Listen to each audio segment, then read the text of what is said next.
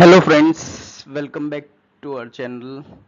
આજના વિડીયોમાં આપણે જે સિરીઝ ચાલી રહી છે એનો આજે આપણે ભાગ ચોથો જોઈશું, જેના અંદર આજે આપણે અમુક બે ત્રણ સ્કીમ આના અંદર મેં એડ કરેલી છે. બે ત્રણ ઇમ્પોર્ટન્ટ સ્કીમ વિશે પણ વાત કરશું. સાથે સાથે ગુજરાત સરકારની જે મહત્વપૂર્ણ સબસિડીઝ છે એ સબસિડીઝ ની પણ આજે આપણે ચર્ચા કરવાના છીએ. હવે હું તમને પહેલા તો એક એવી માહિતી આપી દઉં કે આપણે આ ચેનલ ઉપર કરંટ અફેર બધું જ કવર કરાવી દઈશું. કરંટ અફેરની ચિંતા, એગ્રીકલ્ચર રિલેટેડ કરંટ અફેર છે એની ચિંતા જરાય પણ ના કરવી. સાથે સાથે જેટલી પણ સ્કીમ છે, જે ઇમ્પોર્ટન્ટ સ્કીમ છે, સ્કીમ આપણે આ જ લેક્ચરોના માધ્યમ થ્રુ આપણે કવર કરી દઈશું. તો કોઈ પણ મીન્સ, કેમ કે ઘણા બધા સ્ટુડન્ટ એવા હોય છે કે ઘણી બધી અલગ અલગ જગ્યાએ મીન્સ માથા મારતા હોય છે કરંટ અફેર માટે. હવે 10 માર્ક્સ માટે તમે બીજી બધી જગ્યાએ માથા મારવા જાઓ છો તો એ ખરેખર મીન્સ આપણા માટે ડિફિકલ્ટ થઈ જતું હોય છે. તો તમે અમારી ચેનલમાં જોડાયેલા રહેજો. આપણે કરંટ અફેર પ્લસ જે સ્કીમ છે અને એગ્રીકલ્ચર ઇમ્પોર્ટન્ટ વિશે જે માહિતી છે આપણે એની આ જ લેક્ચરો થ્રુ આપણે કવર કરી દઈશું. સાથે સાથે લાસ્ટમાં આપણે મીન્સ MCQ સેશન પણ લાવવાના છીએ. સો આજે અમારું જે અમે ચાલુ કર્યું છે, તમે વધારેમાં વધારે તમારા ફ્રેન્ડ સુધી શેર કરો, જેથી વધારેમાં વધારે એગ્રીકલ્ચર સ્ટુડન્ટને આનો લાભ મળી શકે. એક મેન ઇમ્પોર્ટન્ટ વસ્તુ છે national mission on natural farming. તમે નામ સાંભળ્યું હશે. તો આજે આપણે આના વિશે ચર્ચા કરીશું. તો કે ભારત સરકારે 25 નવેમ્બર 2024 ના રોજ national mission on natural farming ને સ્વતંત્ર કેન્દ્રીય પ્રાયોજિત યોજના તરીકે મંજૂરી આપી હતી. આ યોજનાનો મુખ્ય હેતુ રાસાયણિક મુક્ત, ટકાઉ અને પર્યાવરણ મૈત્રી ખેતીને પ્રોત્સાહન આપવાનો હતો. આનું સ્લોગન યાદ રાખજો, good nature good for future. આનું એક સ્લોગન હતું. હવે આ સ્કીમના મુખ્ય ઉદ્દેશો શું હતા? તો કે જમીનની ફળદ્રુપતા અને જૈવિક કાર્બન વધારવું, ત્યારબાદ ખેતી ખર્ચમાં ઘટાડો કરવો, ખેડૂતોની આવકમાં વધારો કરવો, પર્યાવરણ અને જૈવ વિવિધતાનું સંરક્ષણ કરવું, સાથે સાથે સુરક્ષિત અને પોષણયુક્ત ખાદ્ય ઉત્પાદન, ત્યારબાદ આબોહવા પરિવર્તન સામે કૃષિ ક્ષેત્રને વધુ સક્ષમ બનાવવું આનું મેઇન રીઝન હતું. હવે મિશનની મુખ્ય વિશેષતાઓ, કુલ અંદાજિત ખર્ચ આપણી એક્ઝામમાં નહીં પૂછાય, પણ હું તમને કહી દઉં છું કે 2481 કરોડ રૂપિયા. લક્ષ્ય ખેડૂતો આ પૂછાઈ શકે, 1 કરોડ સુધીનો લક્ષ્ય હતો. આવરી લેવાતા કેટલા વિસ્તાર હેક્ટરમાં? તો કે 7.5 લાખ હેક્ટરમાં આને આવરી લેવામાં આવ્યું છે. કુદરતી ખેતી ક્લસ્ટર 15,000 બનાવવાની, મીન્સ ક્લસ્ટર એટલે ખેડૂતોનું જૂથ.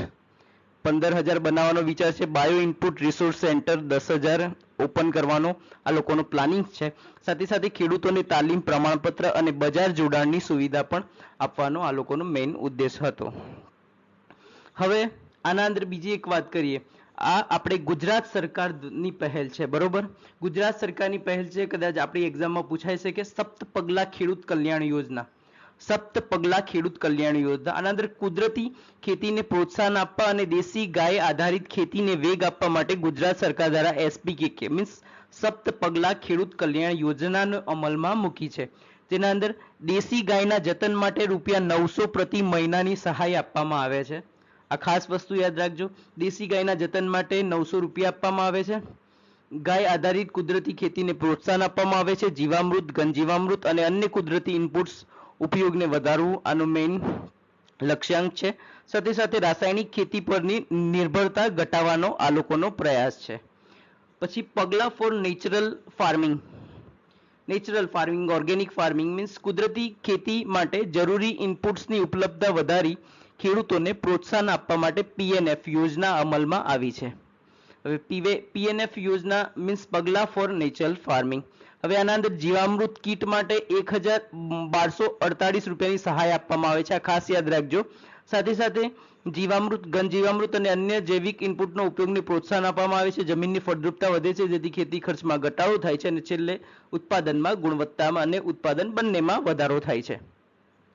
હવે આના અંદર યાદ રાખવા જેવું શું છે? National mission on natural farming ક્યારે આવ્યું હતું? 25 નવેમ્બર 2024. ઓકે, કોને ભારત સરકાર દ્વારા લાવવામાં આવ્યું હતું? સહાય રકમ 2,481 કરોડ હતી, ખાસ યાદ રાખજો. ત્યારબાદ SPKK મીન્સ સપ્ત પગલા ખેડૂત કલ્યાણ યોજના. આના અંદર 900 પ્રતિ મહિના ગાયનું જતન માટે આપવામાં આવે છે, ખાસ યાદ રાખજો. પગલા ફોર નેચરલ ફાર્મિંગ મીન્સ આના અંદર જે જીવામૃતની કીટ છે એના માટે 1248 રૂપિયા આપવામાં આવે છે. આટલું વસ્તુ તમે ખાસ યાદ રાખજો. ત્યારબાદ આપણે આગળ સ્કીમ કવર કરી હતી, એના અંદર મને એક ઇમ્પોર્ટન્ટ લાગી, પૂછાઈ શકે, કિસાન કોલ સેન્ટર. તો કિસાન કોલ સેન્ટર એની વાત કરીએ તો 21 જાન્યુઆરી 2004 ના દિવસે લોન્ચ થયું હતું કિસાન કોલ સેન્ટર. ખેડૂતોને તેમની સ્થાનિક ભાષામાં કૃષિ નિષ્ણાંતોની સલાહ ઉપલબ્ધ કરવાનો આ લોકોનો મુખ્ય હેતુ હતો. મુખ્ય હેતુ ખેડૂતોની ખેતી સંબંધિત સમસ્યાઓનું તાત્કાલિક નિરાકરણ આપવું, પાક ઉત્પાદન, જીવત નિયંત્રણ, રોગ નિયંત્રણ અને કૃષિ ટેકનોલોજી અંગે માર્ગદર્શન આપવું, ખેડૂતોને વૈજ્ઞાનિક ખેતી તરફ પ્રોત્સાહન આપવું અને કૃષિ નિષ્ણાંતો સાથે સીધો સંપર્ક કરવો. આપણે પરીક્ષા માટે એટલું યાદ રાખવાનું, 21/4/2004 ના દિવસે લોન્ચ થયું. ટોલ ફ્રી નંબર 1800-180-1551 ખાસ યાદ રાખવાનું. ઓકે, કયા કયા વિષયો પર માહિતી મળે છે? પાક ઉત્પાદન, જીવાત અને રોગ નિયંત્રણ, ખાતર વ્યવસ્થાપન, સાથે સાથે બાગાયત, પશુપાલન, મત્સ્યપાલન, કૃષિ યંત્રો, સરકારી યોજનાઓ, બજાર ભાવ અને અન્ય કૃષિ સંબંધિત કોઈ પણ માહિતી. આના અંદર 22 ભારતીય ભાષાઓમાં આ સેવા ઉપલબ્ધ છે. 24/7 છે સેવા, પણ આ 24/7 ના કહી શકાય, કેમ કે આના અંદર 6 વાગ્યાથી લઈને 10 વાગ્યા સુધીનો સમય હોય છે, ત્યારે 2 શિફ્ટ હોય છે. તે રીતે તમે ક્યારે પણ કરી શકો છો. અઠવાડિયાના તમામ 7 દિવસ કાર્યરત રહે છે. બરોબર, આ તમે ખાસ યાદ રાખજો. બીજી એક, કેન્દ્ર સરકાર દ્વારા હમણાં કપાસ ક્રાંતિ મિશન સ્ટાર્ટ કરવા. મેં આ ટોપિક એટલા માટે લીધો કેમ કે હાલ કપાસની સિઝન સ્ટાર્ટ થઈ ગઈ છે, તો કદાચ એક્ઝામમાં પૂછાઈ શકે એ માટે મેં આને કવર કર્યું છે.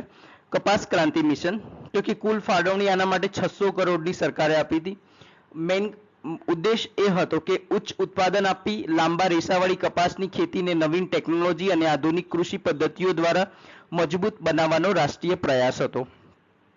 આના અંદર HDP high density plantation means high density plantation એટલે એક જ એરિયામાં કે જે સૌથી વધારે વૃક્ષો વાવાય અને હાઈ ડેન્સિટી પ્લાન્ટિંગ કહેવાય. આ વસ્તુ ખાસ યાદ રાખજો. એ એક એવી ખેતી પદ્ધતિ છે જેમાં પરંપરાગત પદ્ધતિ કરતા છોડને વધુ નજીક વાવવામાં આવે છે, જેથી છોડની સંખ્યા વધે. બરોબર, આ એનો મેઇન ઉદ્દેશ હતો. હવે બીજી આપણે આના રિલેટેડ વાત કરીએ કે HDP પદ્ધતિના ફાયદા શું હોય. આપણે જોયું કે HDP પદ્ધતિ છે, તો હવે આ HDP પદ્ધતિ છે તો એના મેઇન ફાયદા શું છે? તો ફાયદા એ કહી શકાય કે પ્રતિ હેક્ટર છોડની સંખ્યા વધે, કેમ કે તમે નજીક છોડ વાયા હોય એટલે વધારે છોડ વવાય. જમીન, પાણી અને ખાતર જેવા સંસાધનોનો વધુ કાર્યક્ષમ ઉપયોગ કરી શકાય. કપાસનું ઉત્પાદન નોંધપાત્ર રીતે વધવાનું મેઇન આનો લક્ષ્યાંક હતો અને ખેડૂતોની આવકમાં વધારો. મહારાષ્ટ્રમાં સફળ થયેલી HDP પદ્ધતિ હવે તેલંગાણા અમલમાં મૂકવામાં આવશે. મીન્સ આ ફર્સ્ટ મહારાષ્ટ્રમાં સ્ટાર્ટ થયું હતું. હવે તમે એક એ પણ વસ્તુ યાદ રાખજો કે આપણે એક્સટેન્શનના અંદર એક વસ્તુ ભણીએ છીએ કે ડેમોન્સ્ટ્રેશન. ઓકે, તો કપાસ એક કોટન એક એવો પાક છે જેના અંદર સૌથી પહેલું ડેમોન્સ્ટ્રેશન થયું હતું. તો આ પણ તમે ખાસ યાદ રાખવા જેવો પોઈન્ટ છે. બીજું, કપાસ કિસાન એપ પણ લોન્ચ કરવામાં આવી છે. ખેડૂતો માટે કપાસ વેચવાની પ્રક્રિયાને સરળ, પારદર્શક અને લાભદાયી બનાવવા માટે કપાસ કિસાન એપ લોન્ચ કરવામાં આવી છે. આ તમે ખાસ યાદ રાખજો. કપાસ વેચવા માટે ઓનલાઈન સ્લોટ બુકિંગ થઈ જાય, દલાલો પરની નિર્ભરતા ઓછી રહી જાય, જે મિડલમેન આપણે કહીએ છીએ. ખેડૂતોને યોગ્ય અને પારદર્શક ભાવ મળ્યા રહે. સાથે સાથે ખરીદી પ્રક્રિયામાં પારદર્શિતા, સમય અને ખર્ચમાં બચત રહે અને સરળ અને ઉપયોગ સરળ પ્લેટફોર્મ રહે. ખાલી એટલું તમે યાદ રાખજો, કપાસ ક્રાંતિ મિશન છે, કુલ ફાળવણી 600 કરોડ રૂપિયા છે અને આનો મુખ્ય હેતુ શું હતો, મુખ્ય ઉદ્દેશ શું હતો, એ તમે આના અંદર ખાસ યાદ રાખજો. ઓકે, નેક્સ્ટ આપણે વાત કરીએ એક બીજી ઇમ્પોર્ટન્ટ છે scheme, Kisan Suryoday Yojana, only for આપણા ગુજરાતના ખેડૂતો માટે. તો આ તમે યાદ રાખજો. પરિચય શું હતો? ગુજરાત સરકાર દ્વારા ખેડૂતોને દિવસ દરમિયાન ખેતી માટે વીજળી ઉપલબ્ધ કરાવવા માટે વર્ષ 2020-21માં કિસાન સૂર્યોદય યોજના શરૂ કરવામાં આવી હતી. આ યોજનાનું લોકાર્પણ 24 ઓક્ટોબર 2020ના રોજ વડાપ્રધાન નરેન્દ્ર મોદીએ જ કર્યું હતું. આ જે સ્કીમ લોન્ચ કરવાનો મેઇન ઉદ્દેશ શું હતો એની વાત કરીએ. ખેડૂતોને રાત્રે સિંચાઈ કરવાની ફરજ ના પડે. પહેલા એવું હતું કે જ્યારે પણ પાવર આવે ત્યારે ખેતી કરવી પડતી, એટલે કે ધારો કે સિંચાઈની વાત કરીએ તો કે રાત્રે પાવર આવે તો ખેડૂતોને રાત્રે પણ પિયત આપવા જવું પડતું હતું. ત્યારબાદ દિવસ દરમિયાન ગુણવત્તાયુક્ત 3 ફેઝ વીજ પુરવઠો ખેડૂતોને મળી રહે, જંગલી પ્રાણીઓ, ઝેરી જંતુઓ અને અકસ્માતના જોખમથી બચાવવા માટે અને ખેતીની ઉત્પાદન ક્ષમતા વધારવી, સાથે સાથે સોલર ઉર્જાના મહત્તમ ઉપયોગને પ્રોત્સાહન આપવા માટે આ લોકોનું મેઇન ઉદ્દેશ હતો.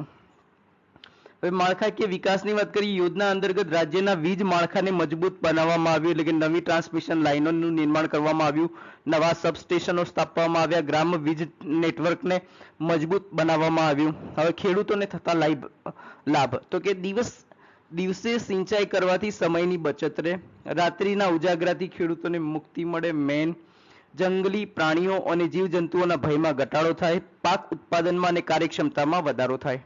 ઓકે, યોજનાનું બજેટ તમે જોઈ લેજો. યોજના અમલીકરણ માટે શરૂઆતમાં આશરે 3,500 કરોડનું રોકાણ કરવામાં આવ્યું હતું ટ્રાન્સમિશન લાઇન, સબસ્ટેશન, આ બધાના કાર્યો માટે.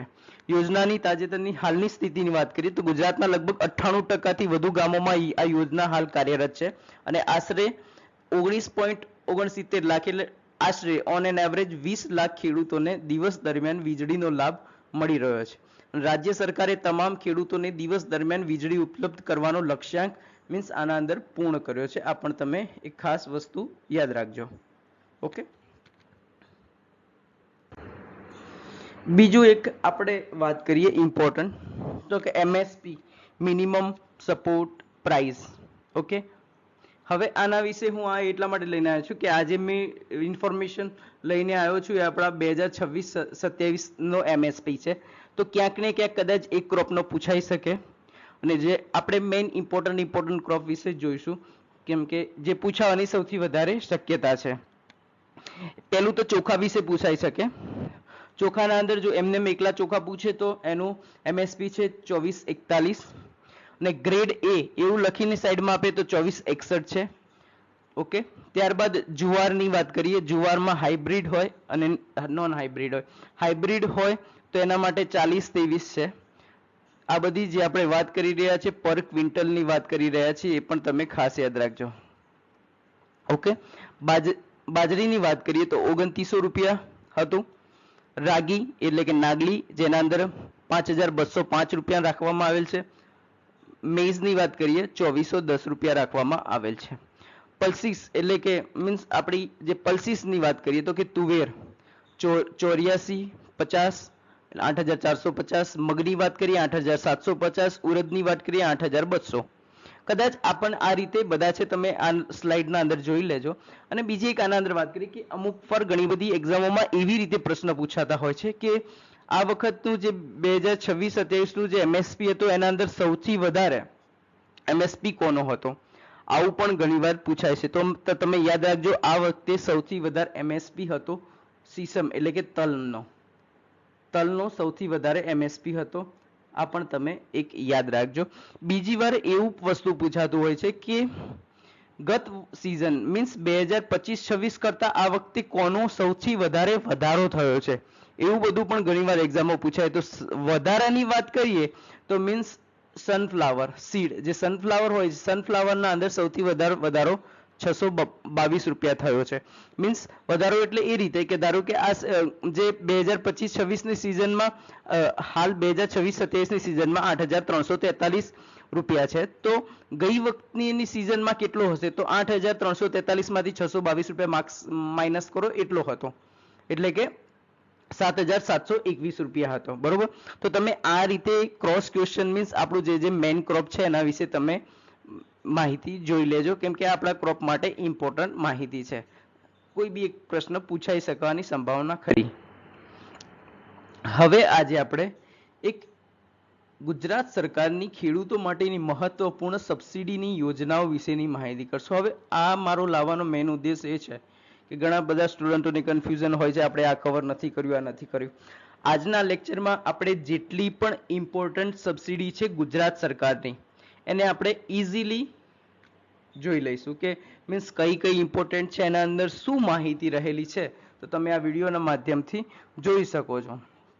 ઓકે, પરીક્ષા માટે મહત્વના મુદ્દાની મીન્સ આ એટલું બધું ના કહી શકે. આપણે યોજનાઓ ઓનલાઈન આઈ ખેડૂત પોર્ટલ મારફતે મળશે, સીધી ડીબીટી સિસ્ટમ એટલે કે ડાયરેક્ટ ખેડૂતોના બેંકમાં જ આવી જશે. સબસિડી યોજના રાજ્ય અને કેન્દ્ર સરકાર સહયોગથી અમલમાં મુકાય છે. પહેલી વાત કરીએ માઇક્રો ઇરિગેશન યોજના, ડ્રીપ એન્ડ સ્પ્રિંકલરની વાત કરીએ તો કે સહાયની વાત કરીએ, સબસિડી કેટલી મળે છે? તો કે સામાન્ય ખેડૂત માટે 70% સુધીની હોય છે અને નાના સીમાંત અને SC ST માટે 75 થી 80% સુધીની હોય છે. હવે આ જે બધી માહિતી છે આપણે ડાયરેક્ટ કલેક્ટ કરી છે આઈ ખેડૂત પોર્ટલ ઉપરથી. તો હાલની જે આઈ ખેડૂત પોર્ટલની જે માહિતી છે ત્યાં સુધી આ સાચું છે, બરોબર. તો કોઈ એવું ના કેવું કે ના હાલ આ મળે છે આ મળે છે, કેમ કે આ જે માહિતી આપણે લીધેલી છે આઈ ખેડૂત પોર્ટલ ઉપરથી મેળવેલી છે. ઓકે, મીન્સ માઇક્રો ઇરિગેશન યોજનામાં સર્વાધિક સબસિડી 70 થી 80% તમે યાદ રાખી શકો છો. AGR 50, હવે તમે ખાસ યાદ રાખજો કે AGR 50 કોડ એ ટ્રેક્ટર સહાય માટે જાણીતો છે અને એના અંદર સામાન્ય ખેડૂત માટે 50% સુધીની લાભ મળે છે અને SC ST અને મહિલા ખેડૂતો માટે 35% સુધીનો લાભ મળે છે. 35% એટલે મીન્સ જે એનું પ્રાઇસ હોય એના 35% સબસિડી મળે અને બાકીના આપણા ભરવાના હોય.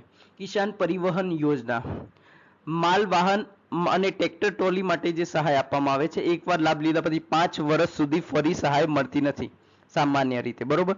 હવે આના અંદર સામાન્ય ખેડૂતો માટે 25% અથવા 50,000 અને નાના મહિલા SC ST ખેડૂતો માટે 35% અથવા 75,000 રૂપિયાની સહાય મળે છે. આ વસ્તુ ખાસ યાદ રાખજો. અને કૃષિ યાંત્રિકરણ યોજના મીન્સ જે બધા ઇમ્પ્લિમેન્ટ્સ હોય 25 થી 50%ની રેન્જમાં એના અંદર મળતું હોય છે. ઓકે, આ પણ તમે ખાસ યાદ રાખજો. કૃષિ યાંત્રિકરણમાં 25 થી 50% સુધીની સહાય મળે છે. બીજી વાત કરીએ તાર ફેન્સિંગની જે યોજના છે એમાં ખર્ચના 50% સુધીની સહાય મળે છે. શેના માટે? તો કે નીલગાય, રોઝા અને જંગલી જે ભૂંડ આવે છે અને પાકનું સંરક્ષણ કરવા માટે, બરોબર. આ ખાસ યાદ રાખજો. તાડપત્રીની સહાયની યોજના ખર્ચના 50%, મગફળી, ઘઉં, જીરું, ડુંગળી વગેરે પાકોમાં સંગ્રહ અને સુકવવા માટે ઉપયોગી હોય છે. PVC, HDP, હાઈ ડેન્સિટી પોલિથાઇલિન ખર્ચના 50% જ હોય છે, બરોબર. આના અંદર પણ આપણે એટલું બધું. હા, સોલાર પંપ યોજના PM કુસુમ જે સરકારની સ્કીમ છે. હવે સહાયની વાત કરીએ, કેન્દ્ર સરકાર સહાયની વાત કરીએ તો આશરે 60% સુધીની હોય છે. બેંક લોન આશરે 30% સુધી થઈ શકે છે અને ખેડૂતોનો ફાળો મીન્સ ખેડૂતોને આપવાના 10% સુધીની રહે છે. ઓકે, ખાસ યાદ રાખજો. પછી PM જે કુસુમ સ્કીમ છે કોની સાથે સંકળાયેલ છે? તો સોલર સાથે સંકળાયેલી છે, ખાસ યાદ રાખજો. ગ્રીન હાઉસ યોજના ખર્ચના 50% સુધી આપણને મળવા પાત્ર રહે છે. ઓકે, આ પણ યાદ રાખજો. અને એક ત્રીજી વાત કરી કે ગ્રીન હાઉસ યોજના, જે રીતે મેં વાત કરી 50%, શેડનેટ 50% તો મહત્તમ 1.5 લાખ સુધી સહાયો છે. મહત્તમ 1.5 લાખ યાદ રાખજો. ફળબાગ વિકાસ માટે 40 થી 75% સુધીની સહાયો છે. અલગ અલગ ક્રોપ માટે અલગ અલગ હોય છે. પછી ડ્રેગન ફ્રૂટ વિકાસ યોજના, ડ્રેગન ફ્રૂટનું નામ બદલીને કમલમ રાખવામાં આવ્યું હતું, આ પણ યાદ રાખજો. પછી હેક્ટર દીઠ નિર્ધારિત સહાય જે રીતે હોય છે મળે છે. આ એટલું બધું પરીક્ષા માટે ઇમ્પોર્ટન્ટ નથી. પશુપાલન સહાય યોજના તો 25 થી 50% સુધીની સહાય ઇમ્પોર્ટન્ટ છે, બરોબર. તો આના અંદર મીન્સ મેં અહીંયા સમરાઇઝ ફોર્મમાં આપી દીધું છે, તમે જોઈ લેજો. અને પરીક્ષા માટે જે ઇમ્પોર્ટન્ટ માહિતી જે મને લાગતી હોય એ મેં પણ અહીંયા લિસ્ટ ડાઉન કરી દીધી છે. ઓકે, આપણે જે રીતે બધી સ્કીમ જોઈ. હવે ઘણા બધા સ્ટુડન્ટની મારા જોડે ક્વેરી આવે છે કે સર તમે અમુક સબ્જેક્ટ કરાવો છો એ આપણા કોર્સમાં નથી, રાઈટ? આઈ નો, મને બી ખબર છે કે કોર્સમાં નથી, પણ એગ્રીકલ્ચરનું જે 100 માર્ક્સનું જે આવવાનું છે, બરોબર. હવે એ ધારો કે તમારા એક્ઝામમાં એવું આવી ગયું કે ધારો કે હાલ આપણે વાત કરીએ કે એનિમલ હસબન્ડરી આપણા અંદર નથી, બરોબર, પશુપાલન. હવે પશુપાલન વિશે કોઈ પણ પ્રકારની જે જાત છે, બરોબર, જાતની માહિતી તમને પૂછી લીધી એક્ઝામમાં, તો આપણે એવું તો કહેવા નથી કે આપણા સિલેબસમાં નથી. મીન્સ એગ્રીકલ્ચર જો હા સિલેક્શન કરવું હશે તો સિલેક્શન માટે મીન્સ આપણે એગ્રીકલ્ચર તો બધું જ વાંચવું પડશે 100%. અને આપણે સૌથી વધારે માર્ક્સ એગ્રીકલ્ચર ઉપર ખેંચી શકીએ. મીન્સ જે લોકો એગ્રીકલ્ચર બેકગ્રાઉન્ડથી, મોસ્ટલી આપણા બધા એગ્રીકલ્ચર બેકગ્રાઉન્ડથી જ છીએ, તો આપણે આ વસ્તુમાં એવું નથી કે ભાઈ આ સબ્જેક્ટ આપણા અંદર મેન્શન નથી કર્યો તો આપણે નથી કરવાનો. એગ્રીકલ્ચરમાં જેટલા આપણે સબ્જેક્ટ ભણ્યા છીએ બધા આપણે કવર કરવાના છે.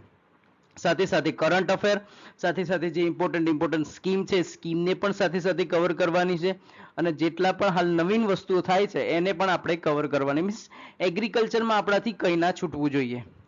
અને મારો ટ્રાય એવો છે કે મીન્સ જે ખરેખર મીન્સ ખેડૂત જે આપણા મિત્રો છે વાંચતા નથી, મીન્સ જે અમુક વસ્તુઓ સબસિડીની યોજનાઓ કોઈ ફાઇન્ડ કરીને એટલું બધું જોવા નથી જવાનું, તો આપણે એવી વસ્તુઓને પહેલા ક્લિયર કરીએ.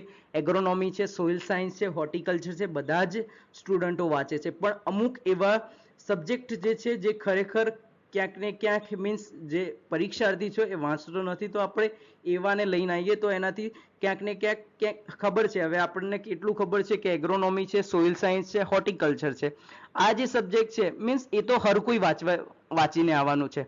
એનાથી આપણને સિલેક્શન નથી મળવાનું. સિલેક્શન એનાથી જ આપણને મળવાનું છે મીન્સ બીજા લોકો નથી વાંચી રહ્યા, આપણે એ સબ્જેક્ટ વાંચી રહ્યા છીએ ને એમાંથી કદાચ 3-4 ક્વેશ્ચન આવી ગયા તો એ આપણા માટે ખૂબ જ જરૂરી હશે. સો તમે તૈયારી એ રીતે પ્રિપરેશનથી કરો. અને મારી જે મેન ટેલિગ્રામ ચેનલ છે એના અંદર પણ મારો કોન્ટેક્ટ છે, તો તમે ગમે ત્યારે પણ કોન્ટેક્ટ કરી શકો. અને ઘણા બધા સ્ટુડન્ટ ઘણા બધા દિવસથી પૂછી રહ્યા છે કે પરીક્ષાની ડેટ ક્યારે આવશે. પરીક્ષાની ડેટ ક્યારે આવશે મને પણ ખબર નથી, કે કોઈ પણ યુટ્યુબ પર કોઈ પણ ભણાવતા હોય કે કોઈ પણ ક્લાસીસ લેતા હોય, એ કોઈ પણ સરને ખબર નથી. અમે લોકો ખાલી અંદાજ જ લગાવી શકીએ છીએ. તો શા માટે આપણે અંદાજથી 2 થી 2.5 મંથની અંદર કદાચ એક્ઝામ આવી જવી જોઈએ. તો તમે એ રીતે પ્રિપરેશન કરો અને તમે 1.5 મહિનો લઈને જ ચાલો. એ રીતે તમે આખું સિલેબસ કવર કરો. પછી આપણને ટાઈમ મળશે તો આપણે રિવિઝન કરવાનું જ છે. તો મીન્સ કેમ કે પછી અમુક જણા એવું હોય છે કે એ લોકો માટે હાલ એવું નથી કે ગ્રામ સેવક 100% મીન્સ એમનો ગોલ હોય છે, કદાચ બીજી બધી એક્ઝામની પણ તૈયારી કરતા હશે. તો એમના હું આ સ્પેશિયલી ગ્રામ સેવકની તૈયારી કરતા વિદ્યાર્થીઓ માટે જ વાત કરી રહ્યો છું. તો ગમે તે ક્વેરી હોય તમે કોમેન્ટમાં પણ લખી શકો છો. કોમેન્ટમાં હું બધાની આન્સર આપતો જ હોઉં છું. અને મીન્સ અમારું આ જે એફર્ટ છે એ તમને સારા લાગતા હોય તો ખરેખર લાઈક કરો, શેર કરો અને સૌથી વધારેમાં વધારે તમારા મિત્રો સુધી પહોંચાડો, કે જેથી મીન્સ અમને એવું નથી કે વ્યૂઝ વધારે મળવા જોઈએ, પણ જ્યાં સુધી અમે જે એફર્ટ લગાવીએ છીએ સૌથી વધારે મીન્સ વિદ્યાર્થીઓ સુધી પહોંચે તો એ અમારું યોગ્ય ગણાય. તો મીન્સ તમે અમને એ રીતે સપોર્ટ કરો અને અમે તમારા માટે કન્ટેન્ટ લઈને જ આવી પણ રહ્યા છીએ. જય હિન્દ, જય ભારત.